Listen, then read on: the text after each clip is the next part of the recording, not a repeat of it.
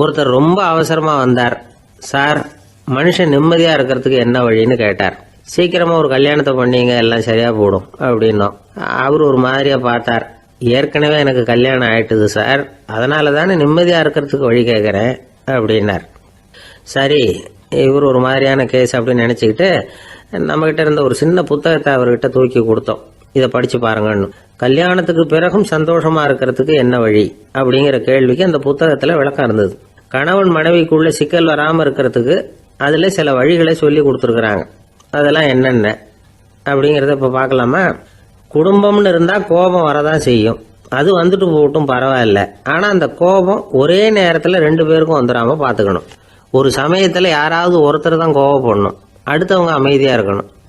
அதுக்கப்புறம் இவர் அமைதியான உடனே அவங்க ஆரம்பிச்சுக்கலாம். கோபமா ஏதாவது சொன்னா உடனே கோபமா பதில் சொல்லக்கூடாது. கொஞ்சம் பொறுத்து கோபம் தீர்ந்த உடனே அந்த பதில சொல்லலாம். அப்போ பதில் கோபமா இருந்தா கூட அது அவ்வளவு பெருசா தெரியாது. அற்ப விஷயத்துக்கெல்லாம் காய்ச்சி மூச்சுன்னு கத்திட்டு இருக்கக்கூடாது. உங்க 2 பேருக்குள்ள ஒரு தர்க்கம் ஆரம்பமாயிட்டுதுன்னு வச்சுக்கோங்க. கடுமையா 2 பேரும் விவாதம் பண்றீங்க. உங்களில் ஒருத்தர் இதுல ஜெயிக்கணும்னா அது நீங்களா இருக்க வேணாம், அடுத்தவங்க ஜெயிக்கிறதுக்கு நீங்க துணையா இருங்களேன். அப்படின்னா நீங்க கொஞ்சம் விட்டு கொடுக்கணும், அவ்வளவுதான். ஏதாவது குத்தம் சொல்லணுமா, செஞ்ச தப்ப சுட்டி காட்டணுமா, விமர்சனம் பண்ணணுமா, பண்ணுங்க, வேணான்னு சொல்லல. ஆனா சொன்னதை அப்படி சொல்றத கொஞ்சம் அன்பா இதமா சொல்லுங்க. எப்போ நடந்த தவறுகளை எல்லாம் இப்போ போய் மறுபடியும் ஞாபகப்படுத்திட்டு இருக்க வேண்டாம். நான் அப்பவே சொன்னேன் இந்த புடவை வேணாம்னு, நீங்க தான் கேட்கல, இப்போ பாருங்க கிழிஞ்சு போச்சு இப்படின்னு கத்துனாங்க ஒரு அம்மா. எப்போ சொன்னீங்கன்னு கேட்டா ஒரு 10 வருஷத்துக்கு முன்னாடி தீபாவளி சமயத்துல அப்படிங்கிறாங்க. அது என்ன இன்னும் அப்படியே புதுசாகவே இருக்கும்? உங்களுக்கு அவர் தான் பெருசு, அவருக்கு நீங்க தான் பெருசு. அதை விட இந்த உலகத்துல வேற எதுவும் முக்கியம் இல்லைன்னு நினைக்கணும். நீ தான் என்னுடைய உலகம்னு எத்தனை தடவை சொல்லியிருப்பீங்க? அதெல்லாம் வெறும் வசனமா போயிடக்கூடாது. ஏதாவது ஒரு பிரச்சனையை பத்தி கடுமையா விவாதம் பண்ணிட்டு இருக்கீங்க, அதை அப்படியே பாதியில விட்டுட்டு படுக்கைக்கு போயிடக்கூடாது. சொச்சத்தை நாளைக்கு பேசிக்கலாம்னு. அப்படி போனா தூக்கம் வராது. பிரச்சனையை ஒரு முடிவு பண்ணிக்கிட்டு அதுக்கப்புறமா தூங்க போகணும். ஒரு நாள்ல ஒரு தடவையாவது உங்க ஜோடியை பாராட்டி நல்ல விதமா கனிவா ஒரு வார்த்தை சொல்லணும் அப்படின்னு தீர்மானம் பண்ணீங்க.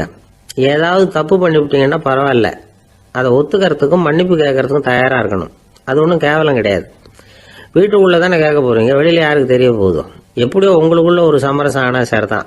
ஒரு தகராறுன்னு எடுத்துக்கிட்டா குறைஞ்சபட்சம் அதுக்கு 2 பேர் தேவை. தனியாவே உட்காந்துக்கிட்டு நான் இப்ப தகராறு பண்ணிட்டு இருக்கிறேன் அப்படின்னு யாரும் சொல்ல முடியாது. 2 பேர் தகராறு பண்றாங்கன்னா பொதுவா அந்த 2 பேர்ல யாரு அதிகமா பேசுறாங்களோ அவங்க பேர்ல தான் தப்பு இருக்கும். அதை மனசுல வச்சுக்கணும். இதெல்லாம் தான் அந்த புத்தகத்துல போட்டிருக்கிற வழிமுறைகள். இவ்வளவும் சரியா வரலன்னா அப்புறமா சொல்லுங்க, வேற புத்தகம் ஏதாவது இருக்கான்னு தேடுவோம். ஒரு கணவன் தன்னுடைய மனைவியை அழைச்சிட்டு ஒரு மனோதத்துவ டாக்டர் கிட்ட வந்தாரா. டாக்டர், எங்களுக்கு கல்யாணம் ஆகி 30 வருஷ காலமா நாங்க ஒரு விஷயத்துல கூட ஒத்து போனதில்லை அப்படின்னு ஆரம்பிச்சார். உடனே அந்த அம்மா குறுக்கிட்டு, அது 30 வருஷம் இல்ல 32 வருஷம் அப்படின்னாங்களாம். இந்த உலகமே ஒரு நாடக மேடை, நாம எல்லாரும் நடிகர்கள். இது ஞானிகள் சொல்றது. இது ஒரு பக்கம் இருக்கட்டும். இந்த உலகத்துக்குள்ள எத்தனையோ நாடக மேடைகள், எத்தனையோ நடிகர்கள், எத்தனையோ நாடகங்கள். இதெல்லாம் எப்படி ஆரம்பமாச்சு? அதுதான் இன்னைக்கு தகவல். அதாவது ஆதி மனிதன் பேச ஆரம்பிக்கிறதுக்கு முன்னாடி சைகையாலேயே எல்லாத்தையும் சொல்லிட்டு இருந்தான். அதனால அப்பவே நடிப்பு ஆரம்பமாயிட்டுது. முதல்ல ஒரு வேட்டையத்தான் அவன் நடிச்சு காட்டியிருப்பான். இவன் எப்படி போனான், எதிரில் மிருகம் எப்படி வந்தது, அதோட எப்படி சண்டை போட்டான், எப்படி அடிச்சு கொண்டுகிட்டு வந்தான், இதை அப்படியே மற்றவங்களுக்கு நடிச்சு காட்டியிருப்பான். ஏன்னா மொழி கிடையாது. இந்த காலத்துல எல்லாம் நாடகங்கள்ல நடிக்கிறவங்கள நடிகர்கள்ங்கிறோம். ஒரு காலத்துல இவங்களுக்கு என்ன பேர் தெரியுமா? திஸ்பியர்கள் அப்படின்னு பேராம். இதுக்கு காரணம் உண்டு. அதாவது 2000 வருஷத்துக்கு முன்னாடி கிரீஸ் நாட்டில் திசிபியஸ் அப்படின்னு ஒரு ஆள் இருந்தான். அவன் ஒரு பெரிய நாடக கலைஞன். அவன் சில இளைஞர்களை சேர்த்துக்கிட்டான், பயிற்சி கொடுத்தான், நாடக குழுவை உருவாக்கினான். நடிகர்களையும் நாடகத்துக்கு தேவையான பொருள்களையும் ஏற்றிக்கிட்டு போறதுக்கு ஒரு வண்டியையும் தயார் பண்ணான். அந்த வண்டியிலேயே அவன் கிரேக்க நாடு பூராவும் சுத்தினான். ஊர் ஊரா நாடகம் போட்டான். ஒரு ஊருக்கு போனதும் அங்க நாடகம் நடத்த தியேட்டர் இருக்கா அப்படிங்கன்னு எல்லாம் பாக்குறது இல்ல அவன். ஏன்னா அப்போலாம் தியேட்டர்னா என்னன்னு தெரியாது. நாடகம்னா அது ஒரு மூடிய கொட்டைக்குள்ளதான் நடத்தணுங்கிறது அப்ப யாருக்குமே தோணல. இந்த வண்டி போகும், அதுவே ஒரு பகுதி அப்படியே ஒரு மேடை மாதிரி விரிச்சுக்கும். அதுல ஏறி நின்றுகிட்டு நாடகத்தை நடிச்சு காட்டுவாங்களாம். மக்கள்லாம் எதிரில் தரையில உட்காந்து அதை பார்த்துக்கிட்டு இருக்கிறது. உலகத்தின் முதல் நடமாடும் தியேட்டர் இதுதானா. இந்த திசைபிஎஸ் தான் முதலா உலகத்துல நாடகம்ங்கிற பொழுதுபோக்க நடத்தி காட்டினவன் அப்படின்னு சொல்றாங்க. அவன் சொந்தமா நாடகம் எழுதுனா, நடிச்சான், நாடகத்தை இயக்கினான். அதனாலதான் அவனை first man of the theatre அப்படின்னு சொல்லுவாங்க. அவன் தான் நாடக மேடையின் முன்னோடி. கிரேக்கர் காலத்திலேயே நாடக ஆசிரியர்கள், நடிகர்கள், ரசிகர்கள் இவங்கெல்லாம் உருவாயிட்டாங்களாம். நாடகத்தின் சரித்திரத்துல இந்த 3 பிரிவும் ரொம்ப முக்கியம். அதாவது கிரேக்க தியேட்டர்கள்லாம் திறந்த வெளி மேடைகள் தான். பெரும்பாலும் மலைச்சரிவுகள், அதுவே படிப்படியாக பண்ணியிருப்பாங்க. கீழே அரைவட்ட வடிவில் மேடை, அதுக்கு ஆர்கெஸ்ட்ரான்னு பேர். பிற்காலத்தில் இதில் உட்காந்து இசைக்குழுவினர் வாய்ச்சதுனால இசைக்குழுவுக்கே ஆர்கெஸ்ட்ராங்கிற பேர் வந்துட்டுது. இப்போ கிரேக்க தியேட்டர்களில் ஒன்று, அதோட காலம் கிமு 340. அதை இன்னமும் பாதுகாத்து வச்சிருக்கிறாங்களாம். எபிடாரஸ் அப்படிங்கிற இடத்துல அது இருக்குதான். இன்னமும் அந்த தியேட்டரை பயன்படுத்திட்டு வர்றாங்களாம். சிறந்த கிரேக்க நாடகங்கள்லாம் அங்கே நடிக்கிறாங்களாம். ஆரம்ப காலத்திலேயே கட்டணம் கிடையாது. அப்புறம் பின்னாடி தான் நுழைவு கட்டணம்லாம் அப்படியே வந்துட்டு தான். நடிகர்கள் பளபளப்பான ஆடைகள் உடுத்தி இருப்பாங்களாம். இந்த குதிகால் உயர்ந்த காலணிகள் போட்டிருப்பாங்களாம். இதெல்லாம் பழைய குறிப்புகள். பலவிதமான உருவங்களில் மாஸ்க் அப்படின்னு சொல்லப்படுற முகமூடி. அதனால ஒரே நடிகர் பல வேடங்களில் நடிக்கிறது உண்டான். ஆரம்பத்தில் பெண் நடிகர்கள் கிடையாது, எல்லாம் ஆண் நடிகர்கள் தான். ரோமானியர்கள் தான் முதல் நிரந்தர நாடக மேடையை கட்டினவங்க. அதுதான் முதல் தியேட்டர். கிமு 1048 காலகட்டத்தில் பாம்பிங்கிற நகரத்தில் அதை கட்டியிருக்கிறாங்களாம். கிரேக்க ரோமானிய தியேட்டர்களின் அடிப்படையிலேயே இந்த இத்தாலிய வடிவ அமைப்பாளர்கள் இந்த குதிரை லாட வடிவில் ஒரு ஆடிட்டோரியத்தை உருவாக்கினாங்களாம். இப்படி அதை பற்றி நிறைய தகவல் இருக்குது. 1576 லண்டனில் இந்த வின்ஸ்பர்ரி, அப்புறம் இந்த பில்ட்ஸில், அப்புறம் ஜேம்ஸ் இப்படிங்கிறவர் முயற்சியால் தான் இங்கிலாந்தில் முதல் தியேட்டர் உருவாச்சான். அப்படி ஒருத்தர் இருந்தாராம். உலக நாடக மேடையின் வரலாறு இதுதான். அதாவது இப்பெல்லாம் அறிவியல் வளர்ச்சி அதிகமாயிட்டுது. திரைப்படம், தொலைக்காட்சி எல்லாம் வந்தாச்சு. ஒவ்வொரு வீடுமே ஒரு குட்டி தியேட்டர் மாதிரி ஆயிட்டுது. தொலைக்காட்சி முன்னாடி உட்காந்து எழுந்திருக்கவே மனசு வர்றதில்லை. ஒரு அம்மா ஒரு மனோதத்துவ டாக்டரை தேடிட்டு வந்தாங்களாம் இந்த காலத்தில். டாக்டர், எங்கள் வீட்டுக்காரர் எப்போ பார்த்தாலும் டிவி முன்னாடி உட்காந்துக்கிட்டு அதையே வெறிச்சு பார்த்துக்கிட்டு இருக்கிறார், ஒத்து பார்த்துக்கிட்டு இருக்கார், எனக்கு சந்தேகமாக இருக்குன்னாங்களாம். இது மனக்கோளாறு இல்லைங்க, ஆர்வ கோளாறு, அவ்வளவுதான். இதுக்காக பயப்படாதீங்கன்னாராம் டாக்டர். அப்படி இல்லை டாக்டர், டிவி ஓடும் பொழுது நாம எல்லாம் அதை பார்க்குறோம் சரி, ஆனால் அவர் அப்படி இல்லை, டிவியை நிறுத்தினதுக்கு அப்புறமும் அதையே ஒத்து பார்த்துட்டு உட்காந்துருக்கிறார், அதனால தான் சந்தேகப்பட்டு உங்ககிட்ட வந்தேன் அப்படின்னாங்களாம். ஒரு அரசனும் அமைச்சரும் ஒரு நாள் ரொம்ப சாவகாசமாக பேசிக்கிட்டு இருந்தாங்களாம். அரசன் அமைச்சரை பார்த்து ஒரு கேள்வி கேட்டிருக்கார். ஏங்க அமைச்சரே, ஆசை இல்லாத ஒரு மனுஷனால இருக்க முடியுமா அப்படின்னு. ஏன் முடியாது, துறவி அப்படிங்கிறவங்கெல்லாம் அப்படிப்பட்டவங்க தானே அப்படின்னாராம் அமைச்சர். அவங்கெல்லாம் உண்மையிலேயே ஆசையை விட்டவங்க தானா அப்படின்னு கேட்டாராம் ராஜா. அப்படிதான் இருக்கணும் அப்படின்னாராம் அமைச்சர். அப்படின்னா ஆசையே இல்லாத ஒரு உண்மையான துறவியை நான் பார்க்கணுமேன்னார். அது என்ன பிரமாதம், அதுக்கு நான் ஏற்பாடு பண்ணுறேன் அப்படின்னு விட்டார் இவர். சொல்லிவிட்டு உடனே புறப்பட்டு போனார். அங்கே தேடினார். அப்புறம் தான் அவருக்கு புரிஞ்சுது உண்மை துறவியை கண்டுபிடிக்கிறது எவ்வளவு கஷ்டமான காரியம்னு. இருந்தாலும் ராஜா கிட்ட சொல்லியாச்சே உண்மை துறவியை காட்டுறேன்னு. இப்போ என்ன பண்ணுறது, ராஜா கிட்ட சொன்னபடி நடக்கலைன்னா அவருக்கு கோபம் வந்துடும். அமைச்சர் ஒரு யோசனை பண்ணார். அவருக்கு ஒரு வழி தெரிஞ்சுது. அதுதான் சரின்னு முடிவு பண்ணார். அதாவது அந்த ஊரில் அவருக்கு தெரிஞ்ச நாடக நடிகர் ஒருத்தர் இருக்கிறார், நல்லா நடிப்பார். அவரை போய் பார்த்தார். இதை பாருப்பா, எனக்காக நீ ஒரு காரியம் செய்யணும்னார். என்னன்னு கேட்டார் அவர்.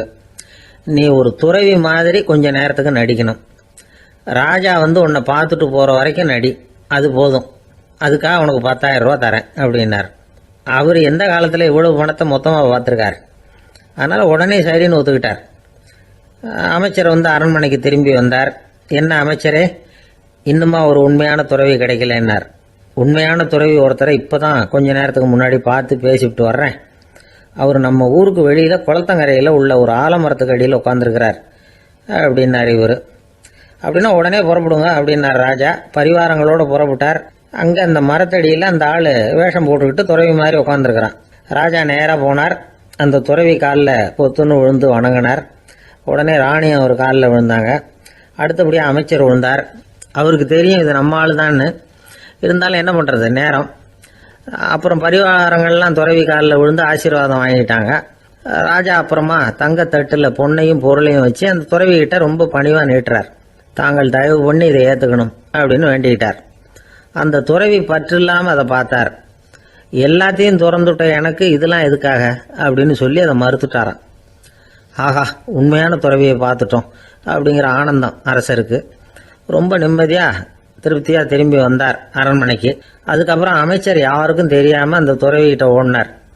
சொன்ன பிரகாரம் பணத்தை நீட்டினார். இந்தப்பா, நான் உங்ககிட்ட சொன்னபடி 10,000 ரூபா பணம் எடுத்துக்கோ அப்படின்னார். அந்த ஆள் ராஜா கிட்ட சொன்னது மாதிரியே எல்லாத்தையும் திறந்துட்டோம் எனக்கு இதெல்லாம் எதுக்காக வேணாம் அப்படின்னு விட்டாராம்.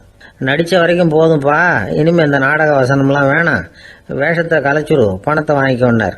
இல்லைங்க, இது வேஷம் இல்லை, இது வசனமும் இல்லை, இது உண்மை. கொஞ்ச நேரம் துறவி மாதிரி நடிச்சதுக்கே இந்த தேசத்து ராஜா ராணி அமைச்சர் பரிவாரங்கள் எல்லாம் என் காலில் விழுந்து வணங்குறாங்க. அப்படின்னா உண்மையான துறவியா இருக்கிறது எவ்வளவு பெருமையான விஷயம். நான் உண்மையான துறவியா ஆக போறேன், அப்படி முடிவும் பண்ணிட்டேன் அப்படின்னார் அந்த நடிகர். வேஷம் கூட எப்படிப்பட்ட விளைவுகளை உண்டு பண்ணுது பார்த்தீங்களா. நம்மால் ஒருத்தன் ரொம்ப வசதியாக தான் இருந்தான்.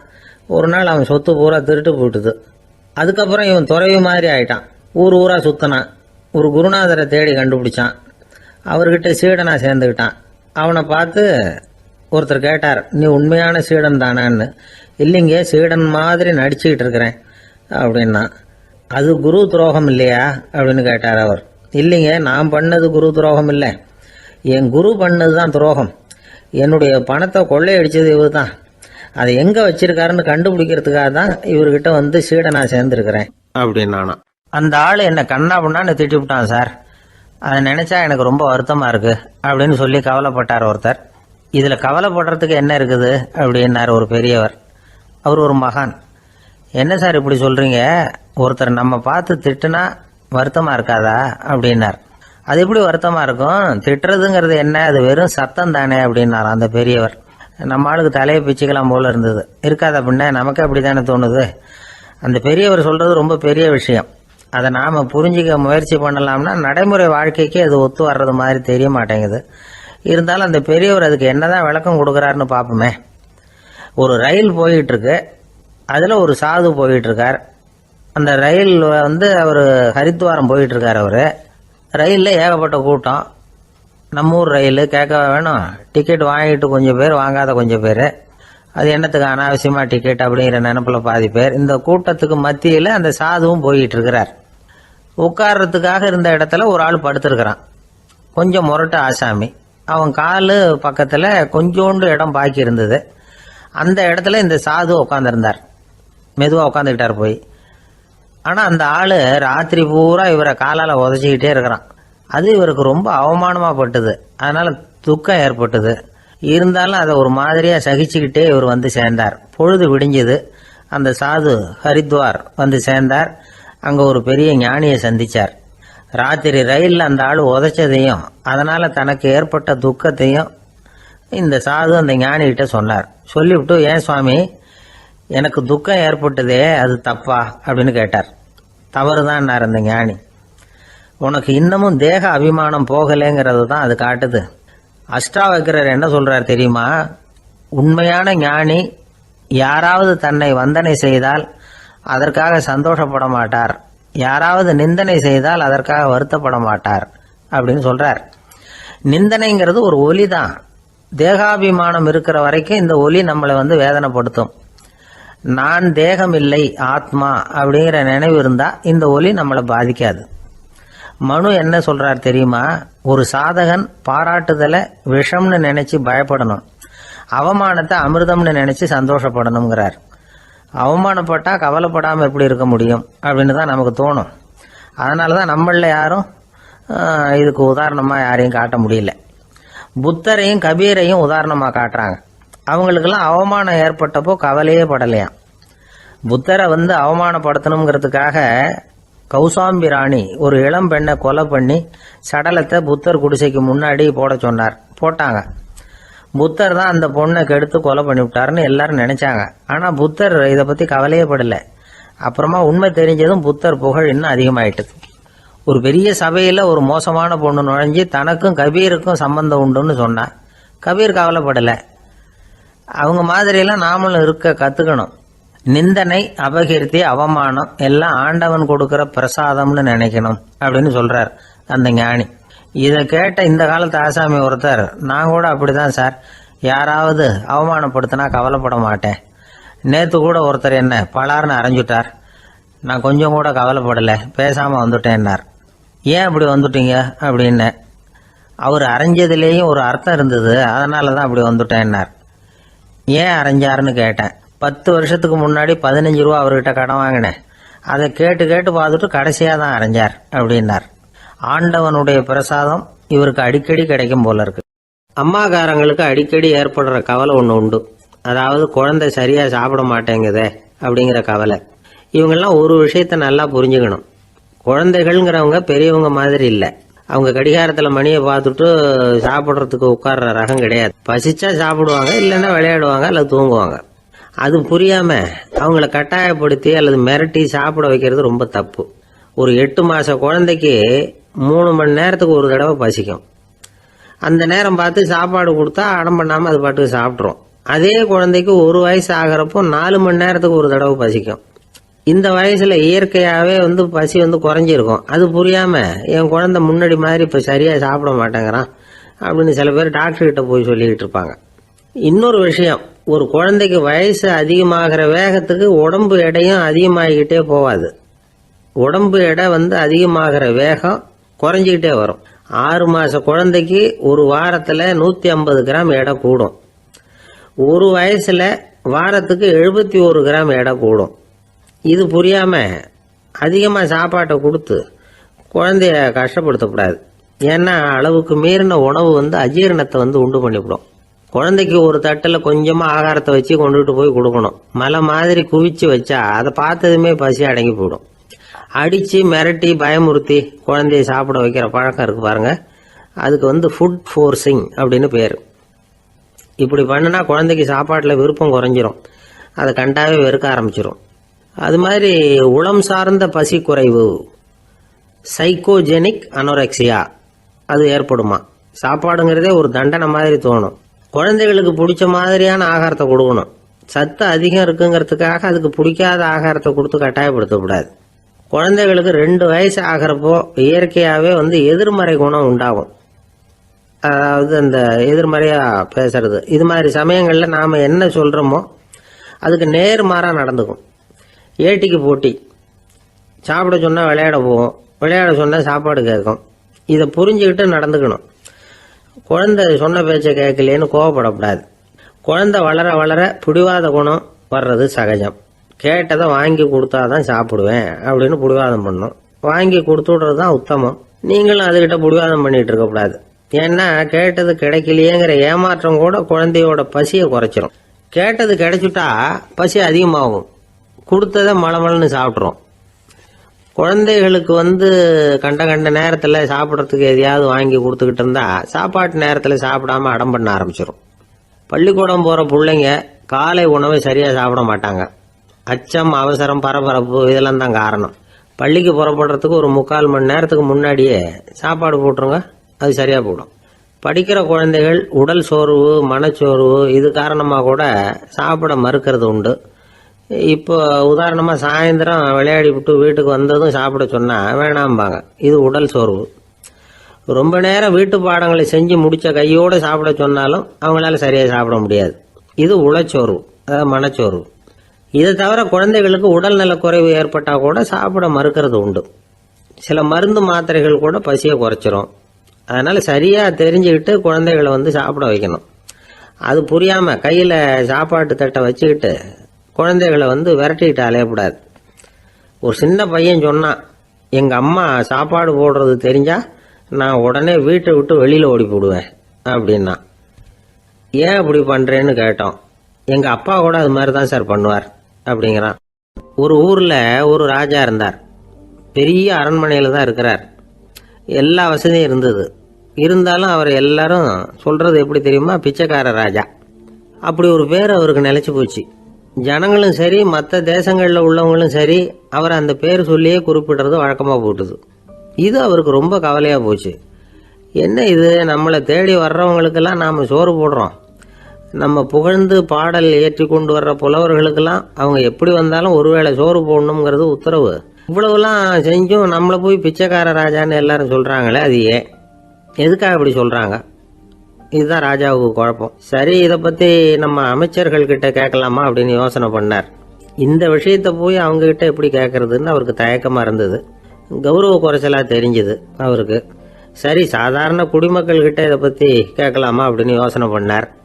கேட்கலாம், ஆனால் அவங்க யாரும் ராஜா முன்னாடி வந்து நின்று தைரியமாக பேசக்கூடிய அளவுக்கு இல்லை. ராஜாவோட குழப்பம் நாளுக்கு நாள் அதிகமாக போச்சு. கடைசியாக அவர் ஒரு முடிவுக்கு வந்தார். அதாவது இதை பற்றி ஒரு பிச்சைக்காரங்கிட்டே கேட்டு பார்த்துட்டா என்ன. இதுதான் அவர் பண்ண முடிவு.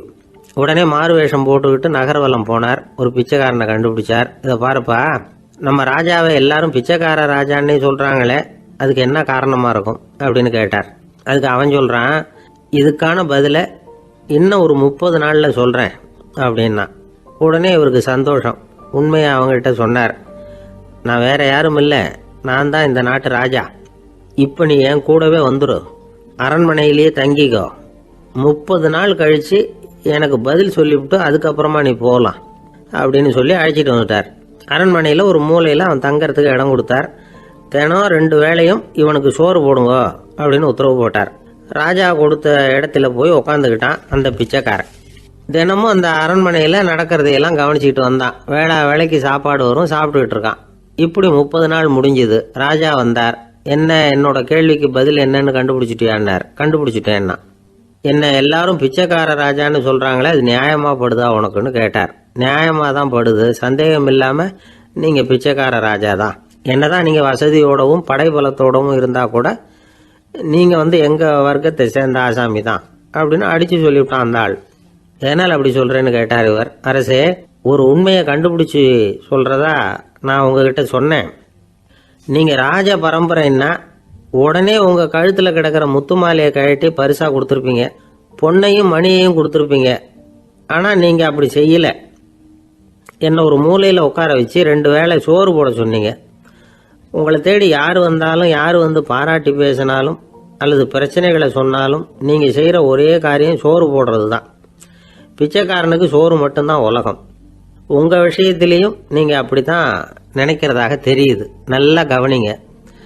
எந்த ஒரு பிரச்சனைக்கும் சோறு தான் முடிவுன்னு நினைக்கிறீங்க பாருங்க. நீங்கள் சந்தேகமில்லாத எங்களை சேர்ந்த ஆளு தான் அப்படின்னுட்டான் அந்த பிச்சைக்காரன். அதுக்கப்புறம் தான் அந்த ராஜா தன்னுடைய தவறுகளை எல்லாம் தேர்த்திக்கிட்டாராம். பசின்னு வர்றவங்களுக்கு சோறு தான் போடணும், அது தப்பு இல்லை. பாராட்ட வர்றவங்களுக்கெல்லாம் சோத்தையே போட்டு அனுப்புனா இப்படி தான் பேர் வரும். எனக்கு தெரிஞ்ச ஒருத்தர் தினமும் யாராவது ஒருத்தரை தன் வீட்டுக்கு அழைச்சிட்டு போவார், சாப்பாடு போட்டு அனுப்புவார். முன்னறிவிப்பு இல்லாமல் திடீர்னு ஒரு விருந்தாளியோட வீட்டில் போய் இவர் நிற்கிறது வழக்கம். அந்த அம்மாவும் இவருக்காக தயார் பண்ணி வச்சிருந்ததை இவர் அழைச்சிட்டு வந்திருக்கிற விருந்தாளிக்கு போட்டுருவாங்க. விருந்தாளி சாப்பிட்டுட்டு போனதுக்கப்புறம் இவர் மனைவி கிட்ட உனக்கு சிரமம் வேணாம் அப்படின்னு சொல்லிவிட்டு பக்கத்தில் உள்ள ஒரு ஹோட்டலுக்கு போய் காசு கொடுத்து சாப்பிட்டுட்டு வந்துடுவார். பல நாள் இப்படி நடக்கும். ஒரு நாள் அவரை தனியாக கூப்பிட்டுக்கிட்டு போய் ஏன் இப்படி பண்ணுறீங்கன்னு கேட்டோம். அதுக்கு அவர் சொல்கிறாரு, எங்கள் வீட்டு சாப்பாட்டிலேருந்து தப்பிக்கிறதுக்கு எனக்கு வேற வழி எதுவும் தெரியல சார், அதனால தான் இப்படி பண்ணிகிட்டு இருக்கிறேன் அப்படின்னார் ரொம்ப பரிதாபமாக. ஆஃபீஸை முடிஞ்சு வீட்டுக்கு போகிற சமயத்தில் ஒருத்தர் கடைக்கு போய் ஸ்வீட் வாங்கினார். சரி, வீட்டுக்கு பிள்ளைங்களுக்கு தான் வாங்கிட்டு போகிறார் அப்படின்னு மற்றவங்க நினச்சாங்க. அவர் அப்படி செய்யல. அந்த இடத்துலையே பொட்டலத்தை பிரித்தார். திருட மாதிரி அப்படியே சுற்றி ஒரு தரம் பார்த்துக்கிட்டார். யாரும் தெரிஞ்சவங்க இல்லைங்கிறத முடிவு பண்ணிவிட்டு அவசரமாக அதை அப்படியே போட்டு முழுகிவிட்டு கையை தொடச்சிக்கிட்டு நல்ல பிள்ளை மாதிரி நடந்து போக ஆரம்பிச்சிட்டார். அவர் யாருன்னா, அவரோட பிரச்சனை எல்லாருக்கும் தெரியாது, சில பேருக்கு தான் தெரியும். அதாவது அவர் உடம்பில் சர்க்கரை இருக்குதுன்னு டாக்டர் சொல்லிவிட்டாராம். அதனால் வீட்டில் சர்க்கரையே இவர் கண்ணில் காட்டுறதில்ல. அதனால் இவர் யார் கண்ணிலையும் படாமல் இப்படிப்பட்ட வேலைகள்லாம் செய்கிறது வழக்கம். யாருக்கும் தெரியாமல் இப்படி ஸ்வீட்டை வாங்கி சாப்பிட்டுட்டு அவர் பாட்டுக்கு போயிடுறது. இப்படிப்பட்டவங்களுக்கெல்லாம் கொஞ்சம் ஆறுதலான தகவல் இன்றைக்கி. அது என்னென்னா, நாம் சாப்பிட்ற சர்க்கரைக்கும் நம்ம உடம்பில் உள்ள சில கோளாறுகளுக்கும் அப்படி என்ன தான் சம்மந்தம் இருக்குது. இதை பற்றி சமீபத்தில் சில ஆராய்ச்சிகள்லாம் நடந்திருக்குது. ஏன்னா சர்க்கரைன்னாவே விஷம் மாதிரி அதை பார்க்குறவங்களும் சில பேர் உண்டு. சின்ன பிள்ளைங்களுக்கு வயத்தில் பூச்சி உண்டாகிறதுலேருந்து பெரியவங்களுக்கு நீரிழிவு வர்ற வரைக்கும் எல்லாத்துக்கும் சர்க்கரை தான் காரணம்னு சொல்லிகிட்டு இருக்கிறோம். ஆனால் அந்த அளவுக்கு பயப்பட வேண்டிய அவசியம் இல்லை அப்படின்னு சொல்கிறாங்க. சர்க்கரை வியாதி, இருதய நோய், பித்த நீர் பை நோய், இதெல்லாம் வந்து சில நோய்கள்லாம் நாம் சாப்பிட்ற சர்க்கரைக்கும் தொடர்பு இருக்குன்னு நினைக்கிறோம். ஆனால் அப்படி சம்பந்தம் உண்டுங்கிறதுக்கு போதுமான அளவுக்கு ஆதாரம் இல்லை அப்படிங்கிறாங்க ஆராய்ச்சியாளர்கள். ஒரே ஒரு சம்பந்தம் தான் உறுதியாக இருக்குதான். அதுவும் இந்த பல் சிதைவு அப்படின்னு இருக்கு இல்லையா, அந்த சர்க்கரை சாப்பிட்றதுக்கும் இந்த பல் சிதைவுக்கும் சம்பந்தம் இருக்குது அப்படிங்கிறத மட்டும் உறுதியாக சொல்கிறாங்க. சர்க்கரைன்னா நாம் சாப்பிட்ற ஜீனி மட்டும் இல்லை, பழம், காய்கறி, பால், தேன், இப்படி எல்லாத்துலேயும் அது இருக்குது. கேரட்டு கொடுக்குற சத்தில் 88% சர்க்கரை, ஆப்பிள் கொடுக்குற சக்தியில் 95% சர்க்கரை. இது ஜீனி சர்க்கரை, இது ஆப்பிள் சர்க்கரை அப்படிங்கிற வித்தியாசம்லாம் உடம்புக்கு கிடையாது. ரெண்டுமே உடனடியாக வந்து சக்தி கொடுக்குது. ஒரு ஸ்பூன் சர்க்கரையில் வந்து 16 கலோரி தான் சத்து இருக்குது. அதிகமாக சர்க்கரை சாப்பிட்டா நீரிழிவு வந்துருங்கிறது தப்பான ஒரு அபிப்பிராயம். டயபெட்டிஸுங்கிறது ஒரு மெட்டபாலிக் டிஸார்டர், அவ்வளவுதான். அதாவது நாம் சாப்பிட்ற சர்க்கரையை நம்ம உடம்பு திறமையாக உபயோகப்படுத்திக்க முடியல அப்படின்னு அர்த்தம். அதனால தான் அதிகமாக இனிப்பு வேணாம்னு சொல்கிறோம். ஏற்கனவே உடம்பால் முடியாத ஒன்றை மறுபடியும் அது தலையில் சுமத்தி அதிகமாக வேலை வாங்க வேணாமே அப்படிங்கிறதுக்காக தான். ஆகாரத்தில் அதிகமாக சர்க்கரை இருந்தால் அதனால் உடனே சர்க்கரை வியாதி வந்துடும்ங்கிறதுக்கு விஞ்ஞான ரீதியாக போதுமான ஆதாரம் இல்லை. அதனால் எப்போவாவது அதிகமாக ஸ்வீட்டு சாப்பிட்டுட்டா ஐயோ அதிகமாக சாப்பிட்டோமோ என்ன பண்ண போகுது தெரியலையே அப்படின்னு நினச்சி மனசை போட்டு குழப்பிக்க வேண்டியதில்லை. பொதுவாக எதுவுமே அதிகமாக வேண்டாம், எல்லாம் சீராக இருந்தால் போதும். நீரிழிவுங்கிறது புதுசாக வந்துட்ட ஒரு நோய் இல்லை, ரொம்ப காலமாகவே இருக்கிற ஒன்று தான். நம்ம முன்னோர்கள் இதை மதுமேகம் அப்படின்னு சொல்லுவாங்க. அதை கட்டுப்படுத்துறதுக்கு அவங்களே சில வழிமுறையை சொல்லி வச்சுருக்கிறாங்க. அது என்னென்னா வேறு ஒன்றும் இல்லை, இந்த பாவக்காய், முள்ளங்கி, அருகம்புல், அவ்வளவுதான். வெள்ளை முள்ளங்கி இருக்குல்ல, அதை வாரத்துக்கு 3 நாள் சாப்பிட்டுக்கிட்டு வாங்க. நூலுக்கோல் ரொம்ப நல்லது. இல்லைன்னா முள்ளங்கி சாறு 1 ounce சாப்பிட்டுட்டு வரலாம். ரத்தத்தில் சேர்கிற சர்க்கரை அளவு இதெல்லாம் கட்டுப்படுத்துது. சிறுநீரில் காணப்படுகிற சர்க்கரை அளவையும் சமநிலைப்படுத்துது. தினமும் ஆகாரத்தில் கோதுமை, கேழ்வரகு, வெந்தயம், கருவேப்பிலை, சோயாபீன்ஸ் எது கிடைக்குதோ சேர்த்துக்கலாம். இப்படிலாம் செஞ்சுக்கிட்டு வந்தால் அப்புறம் வீட்டுக்கு தெரியாமல் கடையில் போய் நின்றுக்கிட்டு ஸ்வீட் வாங்கி திருட்டுத்தனமாக சாப்பிட வேண்டிய அவசியமே உங்களுக்கு வராது. 2 ஆசாமிகள் கடற்கரையில் உட்காந்து சாவகாசமாக பேசிக்கிட்டு இருந்தாங்களாம். ஒருத்தர் சொன்னார், இன்னொருத்தருக்கு தெரியாமல் ஸ்வீட்டு சாப்பிட்றதே எப்பவும் வந்து இடைஞ்சல் தான் சார். நேற்றுக்கு பாருங்கள் அப்படி தான் சாப்பிட்டுக்கிட்டு இருந்தேன், வீட்டுக்காரி கண்ணில் போட்டுவிட்டுது, அதுக்கப்புறம் ஒரே ரகலையாக போச்சு அப்படின்னாரா. எனக்கு கூட அப்படி தான் சார் ஆகிட்டுது, ஒரே ரகலை அப்படின்னாரா இன்னொருத்தர். நீங்கள் சாப்பிட்டதும் உங்கள் வீட்டுக்காரங்க கண்ணில் போட்டுவிட்டுதா சார் அப்படின்னு கேட்டிருக்காரு இவர். அதுக்கு அவர் சொன்னாராம், அப்படி இல்லை சார், கடைக்காரர் கண்ணில் போட்டுவிட்டுதோ, நான் அவருக்கு தெரியாமல் அந்த ஸ்வீட்டை அவர் கடையிலேருந்து எடுத்திருந்தேன் அப்படின்னு விளக்கம் கொடுத்தாராம் இந்த ஆள். ஒரு மனுஷனுக்கு 3 விதத்தில் கர்வம் உண்டாகிறதுக்கு வாய்ப்பு உண்டு. பணம், பதவி, புகழ். பணம் அதிகமாக வந்தால் கர்வம் வரலாம், பதவி பெருசாக வந்துட்டுதுன்னா கர்வம் வரலாம், புகழ் அதிகமாக போனாலும் கர்வம் வரலாம். இந்த 3 வகையான கர்வத்துக்கும் இடம் கொடுக்காமல் இருக்கிறாங்க பாருங்கள், அவங்க தான் சிறந்த மனிதர்கள். ஒரு பெரிய பொறுப்பில் இருக்கிறவங்களுக்கு கர்வம் வந்துடக்கூடாது. அப்படி வந்துட்டுதுன்னா அது எல்லாருக்கும் இடைஞ்சல். ஒரு ராஜா இருந்தார். அவர் ஒரு நாள் தன்னுடைய தலைநகரத்தை சுற்றி வந்துக்கிட்டு இருந்தார். ஒரு இடத்துல ஒரு அழகான நிலத்தை பார்த்தார். ஆஹா, இந்த இடத்துல நமக்குன்னு ஒரு மாளிகையை கட்டினா எவ்வளோ நல்லா இருக்கும் அப்படின்னு நினச்சார். ராஜா நினச்சா அது முடியாத காரியமா? சரி, இந்த நிலம் யாருக்கு சொந்தம்னு விசாரிங்க அப்படின்னார் பக்கத்தில் இருந்தவங்கக்கிட்ட. அவங்கெல்லாம் ஓடி போய் விசாரித்தாங்க. அந்த இடம் வந்து ஒரு வயசான கிழவிக்கு சொந்தம், வயசான அம்மாவுக்கு சொந்தமாக. அந்த அம்மா தான் அதில் ஒரு குடிசையை போட்டு குடியிருந்துக்கிட்டு இருக்கிறாங்க.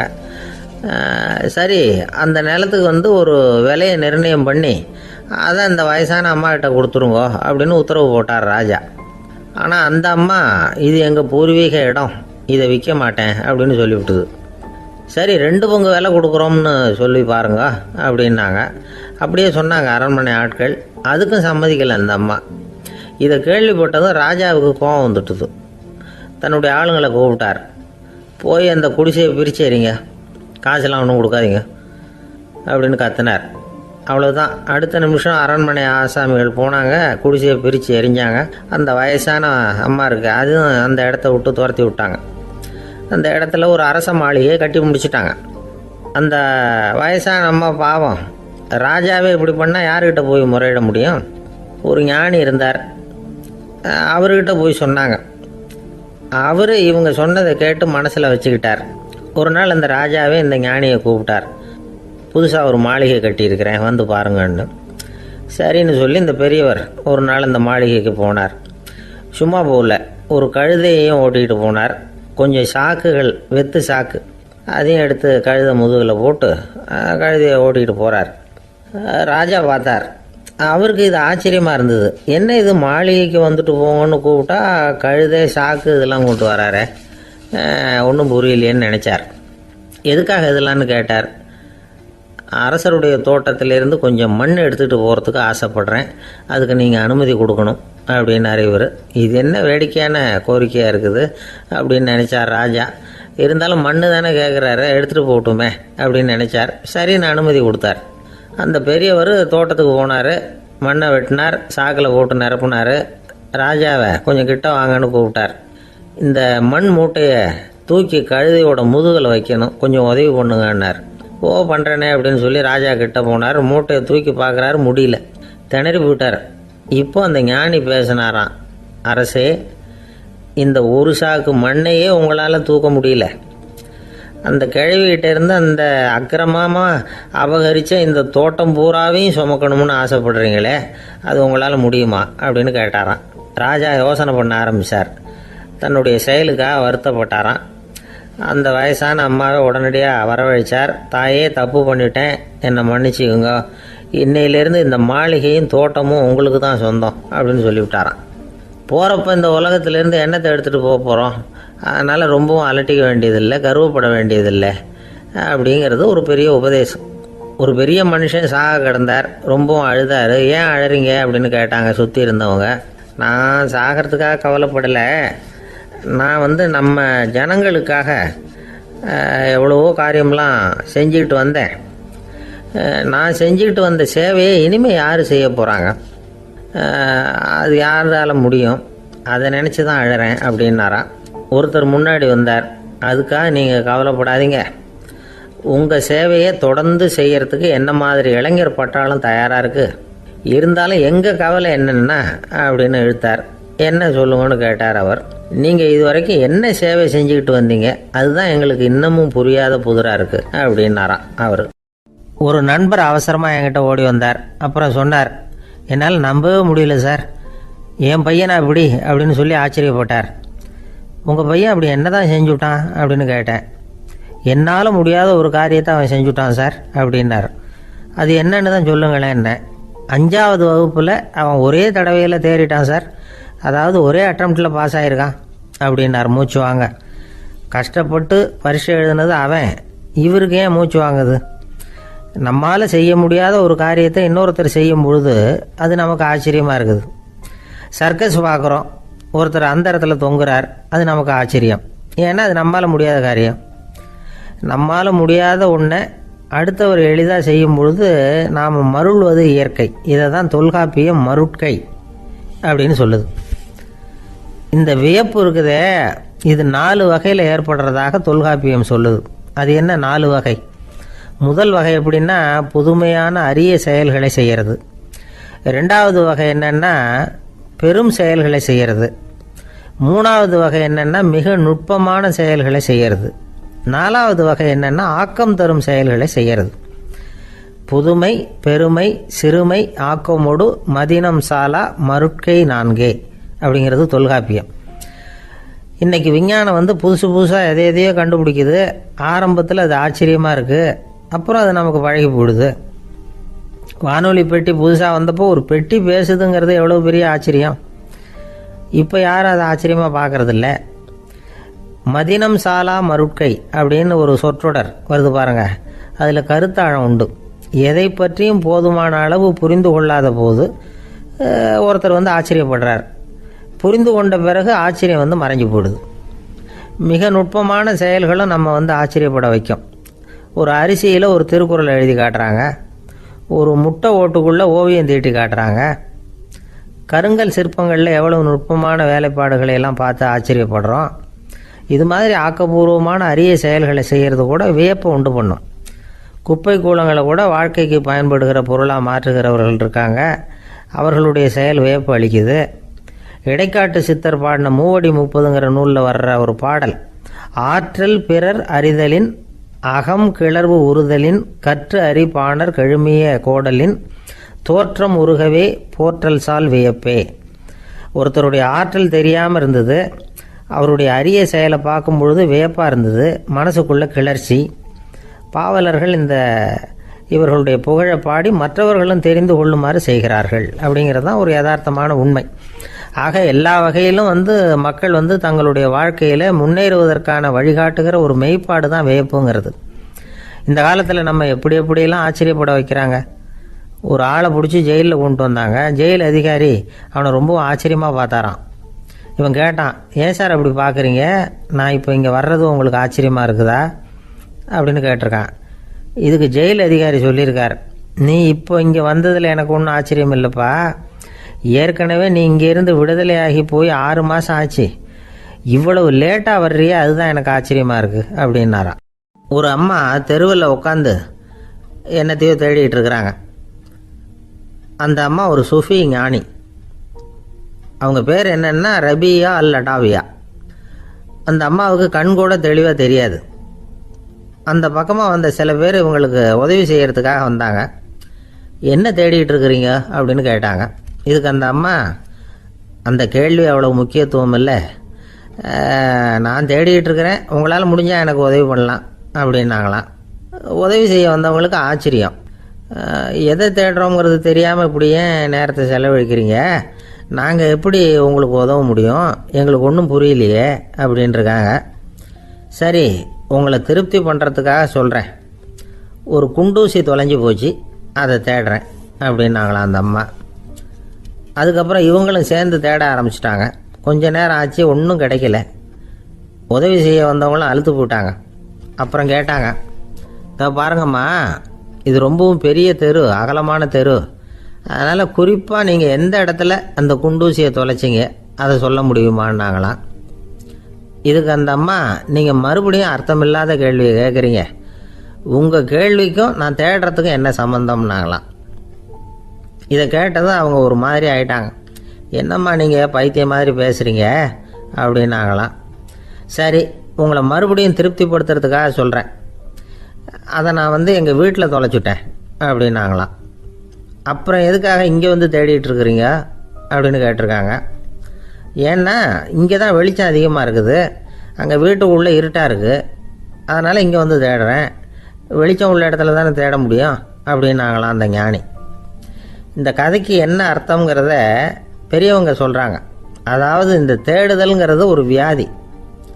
அது நம்ம சதா அலைய வைக்கும், பைத்தியமாக மாற்றுறதுக்கு முயற்சி பண்ணோம். ஒரு காலம் அது நிறைவு அடையவே அடையாது.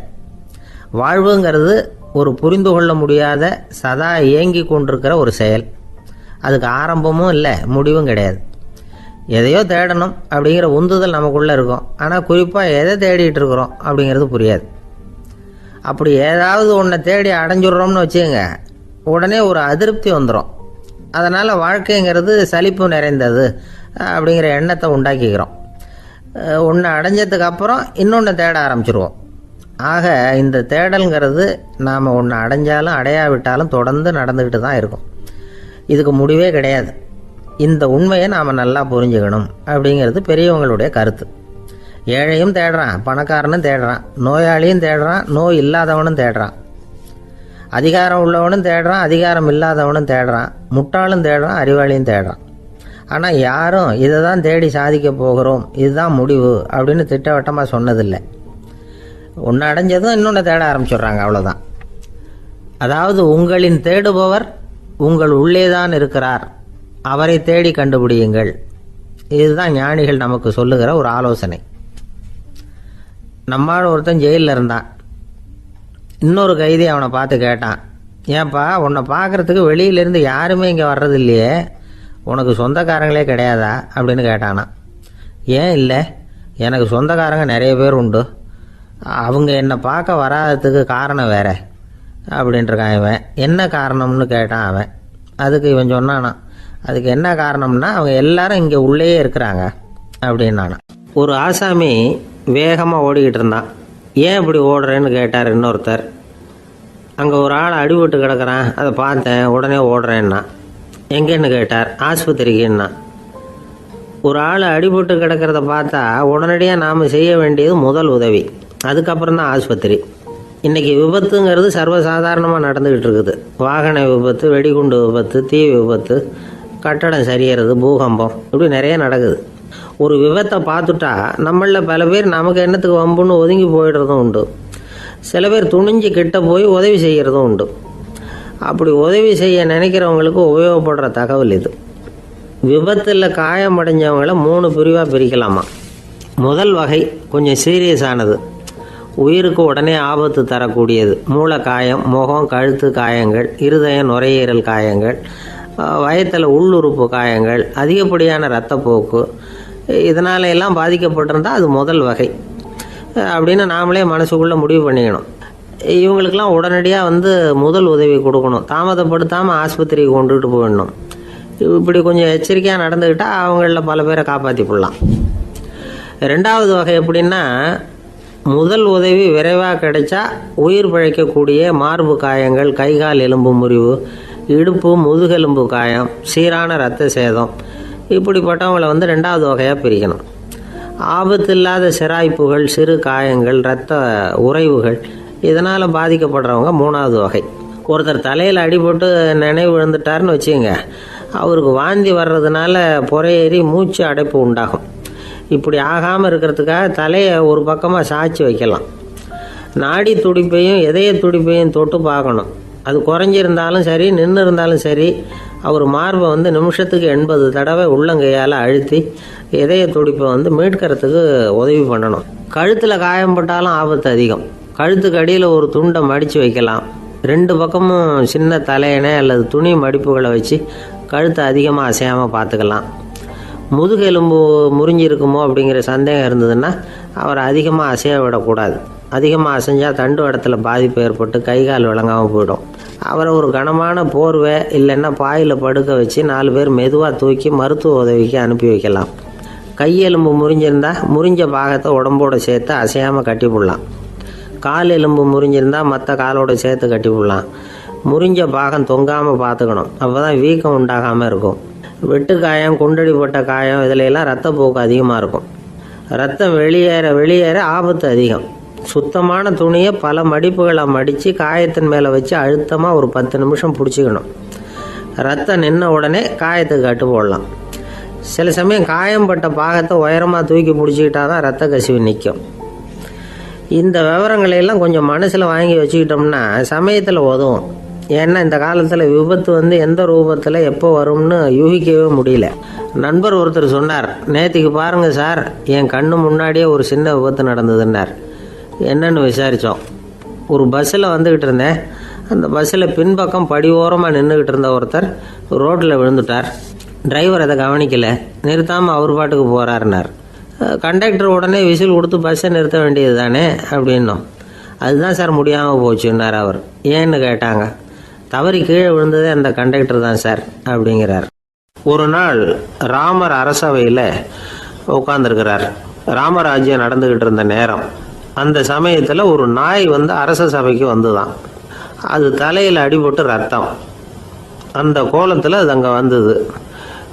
எல்லாரும் ஆச்சரியமாக அதை பார்த்தாங்க. ராமரும் அந்த நாயை பார்த்தார். நீங்கள் வந்த காரியம் என்ன நடந்தது, எதுவாக இருந்தாலும் பயப்படாமல் சொல்லு அப்படின்னார். உடனே அந்த நாய் மெதுவாக சொல்ல ஆரம்பிச்சுதான். ஐயா, நான் தெருவில் போய்கிட்டு இருந்தேன். வழியில் ஒருத்தர் வந்தார். அவர் வேத சாஸ்திரம்லாம் படித்த பெரியவர். அவர் எந்த காரணமும் இல்லாமல் அவர் கையில் வச்சுருந்த குச்சியால் என் தலையில் அடிச்சுட்டார். அதுதான் தலையில் ரத்தம்.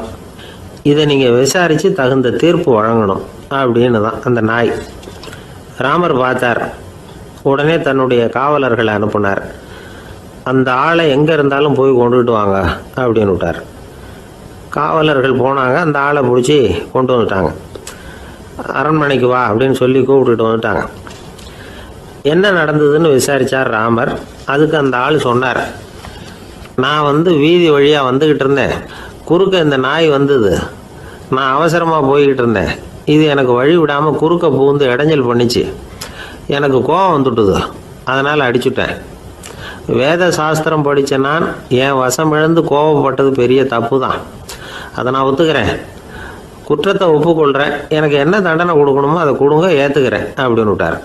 சரி, இப்போ அந்த ஆளுக்கு தண்டனை கொடுக்கணும்.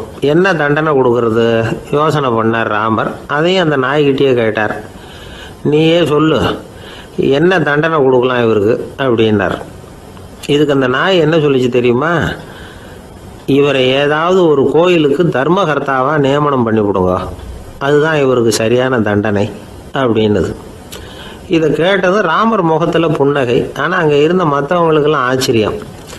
அது எப்படி, தப்பு செஞ்சவங்களுக்கு தண்டனை கொடுக்கறது தானே நியாயம், அதை விட்டுவிட்டு தர்மகர்த்தா பதவியை கொடுக்க சொல்லுது இந்த நாய் அப்படிங்கிற ஆச்சரியம். இந்த சந்தேகத்தை அந்த நாய்கிட்டே கேட்டாங்க அங்கே இருந்தவங்க. இதுக்கு அந்த நாய் பதில் சொல்லிச்சான்.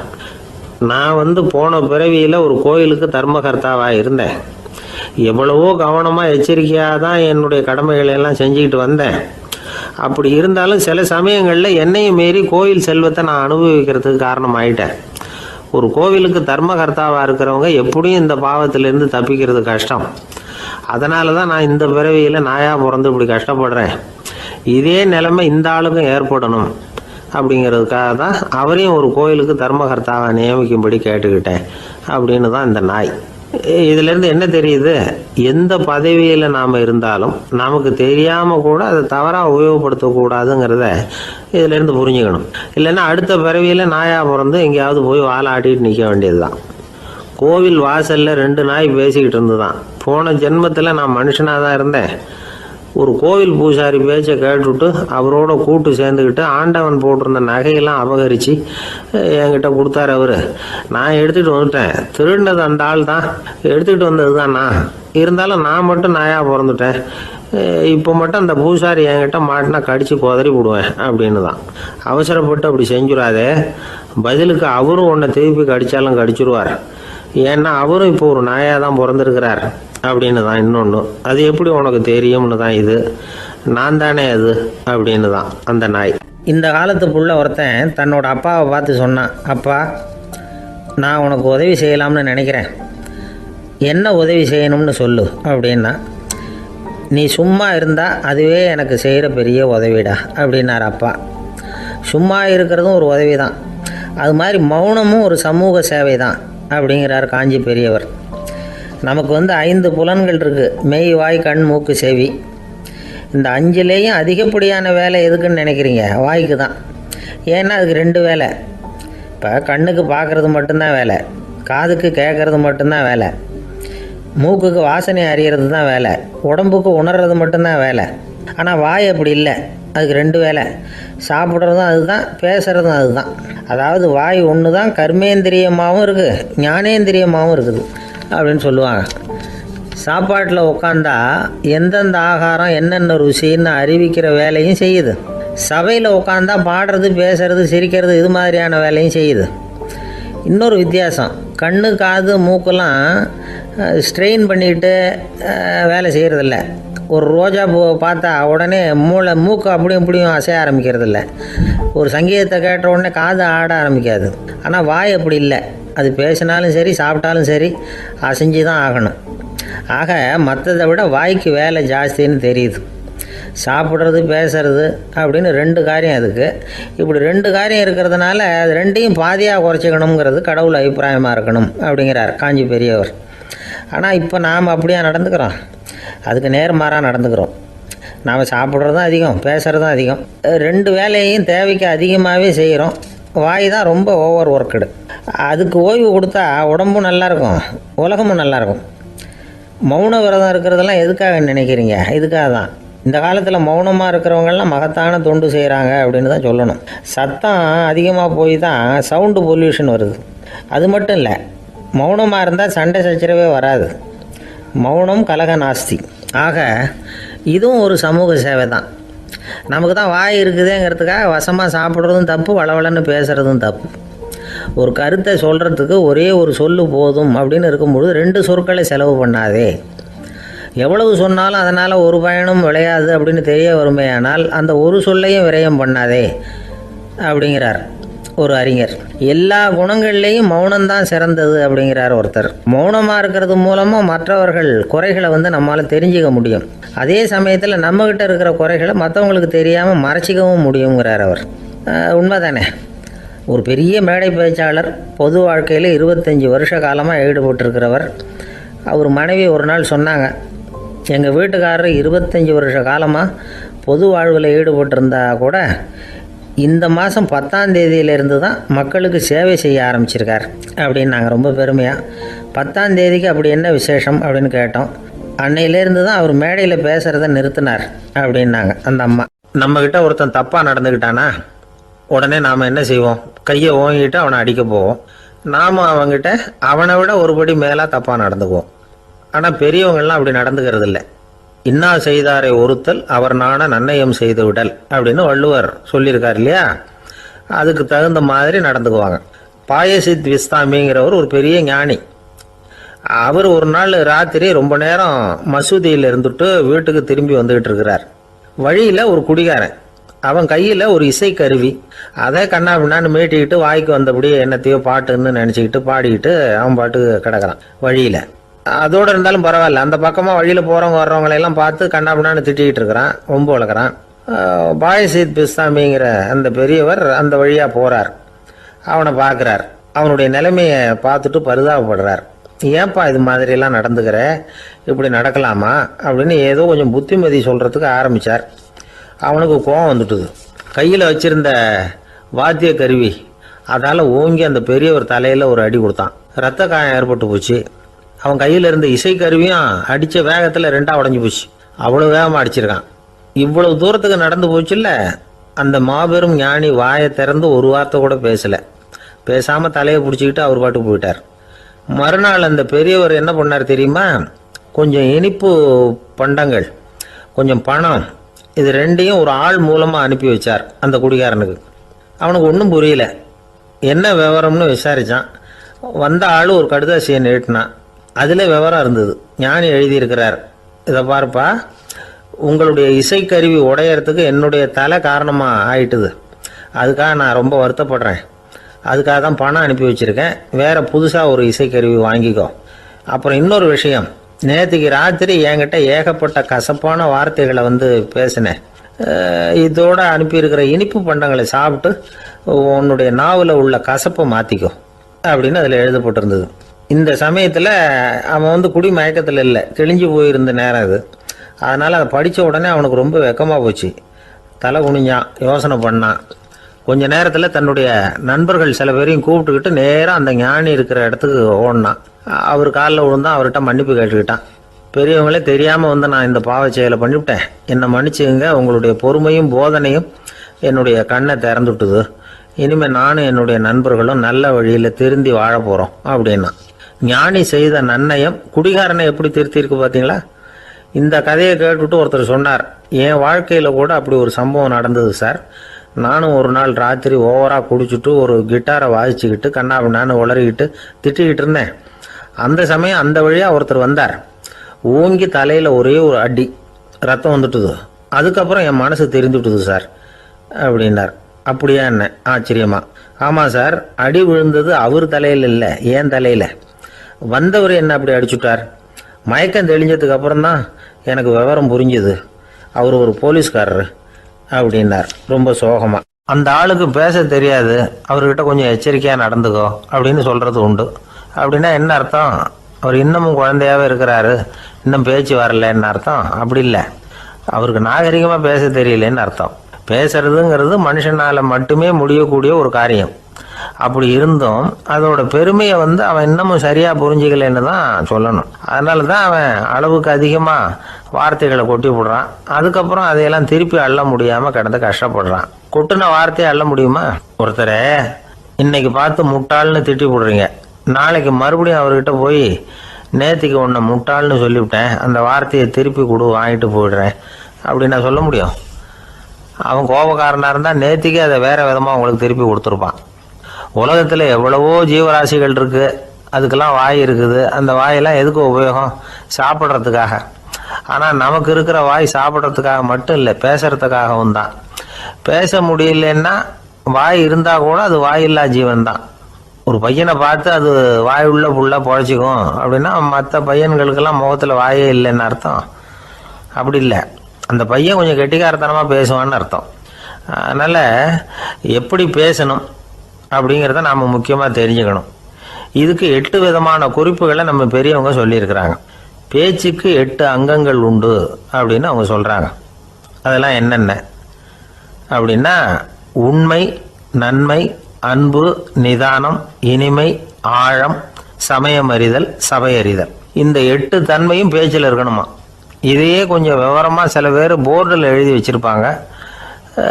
அதாவது எழுத்துலையாவது அதெல்லாம் இருக்கட்டுமே அப்படின்னு நினச்சி நீங்கள் கூட சில இடங்களில் இதை பார்த்துருக்கலாம். அதாவது உண்மையே பேசுக, நன்மையே பேசுக, அன்பாக பேசுக, நிதானமாக பேசுக, இனிமையாக பேசுக, ஆழமுடையதாக பேசுக, சமயமறிந்து பேசுக, சபையறிந்து பேசுக, இப்படி எழுதி வச்சுருப்பாங்க. இந்த 8 அம்சமும் சரியாக பொருந்தி இருந்தால் தான் அது பேச்சு. மற்றதெல்லாம் பேச்சாகிடாது. பேச்சு ஒரு சிறந்த கலை. எல்லாத்தையும் விட பேசாமல் இருந்தும் பழகணும், அது ரொம்ப முக்கியம். உண்மையே பேசணும். சத்தியத்துக்கு மதிப்பு கொடுக்குறவங்கள தான் சரித்திரம் மதிக்கும்.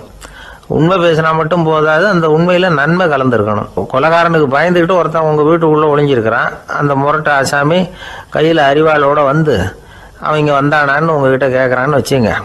உண்மை தான் உயர்வு தரும் அப்படின்னு நினச்சிக்கிட்டு, ஆமாம் உள்ளே தான் இருக்கிறான், அடுப்பங்கரையில் குதிருக்கு பின்னாடி உட்காந்துருக்கிறான், போய் பிடிச்சிட்டு போங்க அப்படின்னா சொல்லுவீங்க? அது நன்மை இல்லாத உண்மை.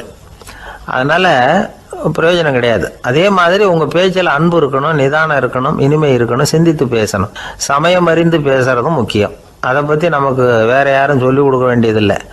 எந்த நேரத்தில் யாருக்கிட்ட எப்படி பேசினா காரியம் நடக்கும் அப்படிங்கிறது நமக்கு நல்லா தெரியும். அது கைவந்த கலை. அவையறிந்து பேசுகிற திறமை பேச்சாளர்களுக்கு ரொம்ப அவசியம். அது இல்லைன்னா நிலைமை பரிதாபமாயிடும். ஒரு பேச்சாளர் ரொம்ப மும்முரமாக பேசிக்கிட்டே இருந்தாராம். ரொம்ப நேரம் நிறுத்தவே இல்லை, பேசிக்கிட்டே இருக்கிறார். சபையில் இருந்தவங்கெல்லாம் ஒவ்வொருத்தராக எழுந்திரிச்சு போய்கிட்டே இருக்கிறாங்க. கடைசியில் 2 பேர் தான் அக்கறையாக பேசுகிறவரை கவனிச்சிட்டு உட்காந்துருந்தாங்களாம். மேடையில் பேசிக்கிட்டு இருந்தவர் அவங்கள பார்த்து சொன்னாராம், எனக்கு கூட்டம் முக்கியம் இல்லை, எவ்வளவு பேர் என் பேச்சை கேட்குறாங்க அப்படிங்கிறது முக்கியம் இல்லை. நீங்கள் 2 பேராவது ஊக்கமாக என்னை கவனிச்சிக்கிட்டு உட்காந்துருக்குறீங்க, அது போதும். உங்களுக்காகவே நான் பேசிக்கிட்டு இருக்கிறேன் அப்படின்னார். இதை கேட்டதும் உட்காந்துருந்த 2 பேரில் ஒருத்தர் எழுந்திருச்சு, அப்படி இல்லைங்க, நான்